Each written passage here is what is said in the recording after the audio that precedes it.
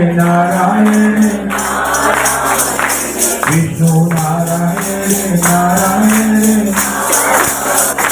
लक्ष्मी नारायण नारायण भगवान नारायण नारायण नारायण।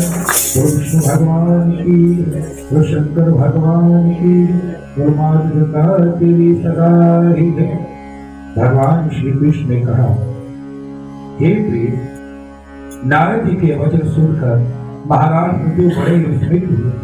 अंत में उन्होंने नारद जी का पूजन करके उनको विदा किया।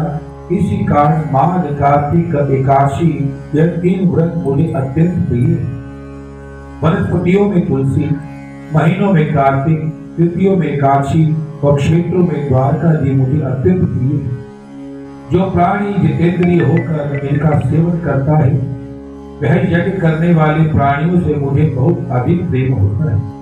जो प्राणी विधि विधान से इनकी सेवा करते हैं उनके अनुग्रह में सभी पाप दूर हो जाते हैं। उस विष्णु भगवान की।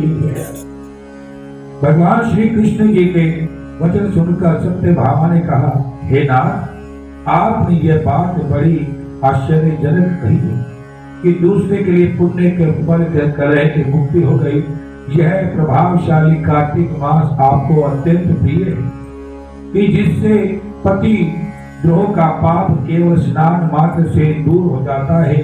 दूसरे प्राणी द्वारा किया हुआ पुण्य उनके देने से कैसे मिल जाता है, यह भी मुझे बतलाइए। इस पर भगवान श्री कृष्ण ने कहा, बिना दिया हुआ पुण्य और पाप जिस कर्म द्वारा मिलता है तो सुनो।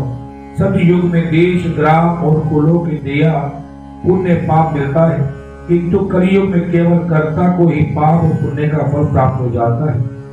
संसंग न करने पर भी व्यवस्था कई संसंग जैसे पाप पुण्य दूसरे को मिलते हैं, उसकी व्यवस्था भी सुनो। पढ़ाना, यज्ञ कराना, एक साथ भोजन करने से पाप पुण्य का आधा फल मिल जाता है। एक आसन पर बैठने पर, एक सवारी चढ़ने से श्वास के आने जाने के पुण्य पाप का चौथा भाग प्राणी को मिलता है। स्पर्श करके, भोजन करके, दूसरे की स्तुति करके पुण्य पाप का 6वां भाग मिलता है। दर्शन करने, सुनने, ध्यान करने मनुष्य को पुण्य पाप का 10वां भाग अंश मिलता है।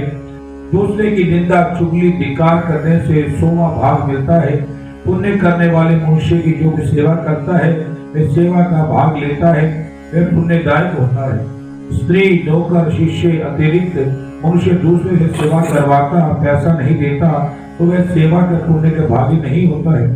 पंक्ति में बैठे भोजन करने वाले के पत्तल जो व्यक्ति लांघता है, उसको जिसका पत्तल उसकी लागी है उसको पुण्य का 6वां भाग मिलता है। स्नान तथा ध्यान आदि से मनुष्य से जो व्यक्ति बातचीत करता है या उसे स्पर्श करता है वह अपने पुण्य से 6वां भाग उसे दे देता है।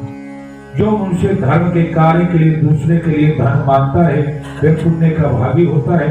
ठीक उसी प्रकार जिस प्रकार दान करने वाला पुण्य का भागी होता है, जो मनुष्य धर्म का उपदेश करता है उसके पश्चात श्रोता का याचक करता है वह अपने पुण्य का 6वां भाग उसे देता है। जो मनुष्य दूसरे का धन चुराकर उसके धर्म करता है वह चोरी के पाप का फल भोगता है और शीघ्र ही निर्धन हो जाता है। जिसका धन चुराता है वह पुण्य का भागी होता है। बिना ऋण के उतारे जो मनुष्य बन जाते हैं उनको ऋण देने वाले सज्जन पुण्य को भागी होते हैं। शिक्षा देने वाला, सलाह देने वाला, सामग्री को जुटाने वाला तथा प्रेरणा देने वाला, यह सब पाप पुण्य के 6वें भाग को प्राप्त करते हैं। राजा प्रजा के पाप पुण्य संस्थान का भागी होता है। गुरु शिष्यों का, पति पत्नी का, पिता पुत्र का, स्त्री पति के किए हुए पुण्य का 6वां भाग पाते हैं। पति को प्रसन्न रखने वाले आज्ञाकारिणी स्त्री पति के लिए पुण्य का आधा हिस्सा ले लेती है। जब 7 वचन, जब ब्याह पढ़ते 7 वचन करते हैं ना, तो 7वें वचन में यही कहती है, हे स्वामी, आप आज के बाद कोई भी पुण्य का कार्य करेंगे, दान पुण्य करेंगे, अनुष्ठान करेंगे, उसका आधा भाग मुझे देंगे। अगर मैं कोई पाप पुण्य करूंगी, अनुष्ठान करूंगी, मैं पूरा रख लूंगी, आधा आपको नहीं दूंगी। अगर आप कोई पाप करेंगे तो पूरा फल लेंगे। अगर मुझसे कोई गलती होगी, अपराध होगा, उसको दंड मिलेगा, वो आधा आपको लेना पड़ेगा, मैं पूरा नहीं लूंगी। तो कई बार ऐसे होते हैं, हम ये क्वेश्चन बोलते हैं जब, तो कई बार कहते हैं ऐ क्यों कि हम उसका अर्थ बता दें कि ये लक्ष्मी है, ये कहती है हर रूप में, हर वचन में कहती है कि आप मेरे स्वामी, मैं आपकी दासी हूं।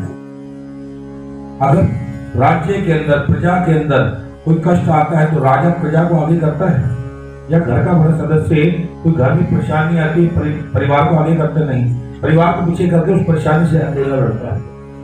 अगर कोई खुशी आती है तो घर का सदस्य राजा अकेला मनाता है, नहीं, पूरे परिवार के साथ, पूरे राज्य के साथ मनाता है। इसलिए हे स्वामी, मैंने आपसे 7वां वचन ये मांगा है। वो श्री विष्णु भगवान के लिए व्याह पड़ रहे हैं। जीविका देने वाला मनुष्य जीवन ग्रहण करने वाले मनुष्य का छठे भाग का प्राप्त करता है। इस प्रकार दूसरों के लिए किए पुण्य पाप बिना देने के दूसरे मिल सकते हैं, किंतु यह नियम जो कि मैंने बतलाए हैं कलयुग में लागू नहीं होते हैं। कलयुग में तो एकमात्र कर्ता को ही अपना पाप भोगना पड़ता है, पुण्य भोगना पड़ता है। ये सतयुग, त्रेता युग, द्वापर युग की बात है। और इस संबंध में एक बड़ा पुराना इतिहास जो पवित्र भी है और बुद्धि का देने वाला, वो कहता हूँ ध्यान पूर्वक सुनिए। ये अध्याय हम कल सुनाएंगे, 37वां अध्याय। कथा विसर्जन होते हैं, सुनो श्रोतधर ध्यान, श्री राम के लक्ष्मण जानकी, सदा करो कल्याण। सियावर राम जय जय राम, मेरे प्रभु राम जय जय राम, करो कल्याण सीताराम।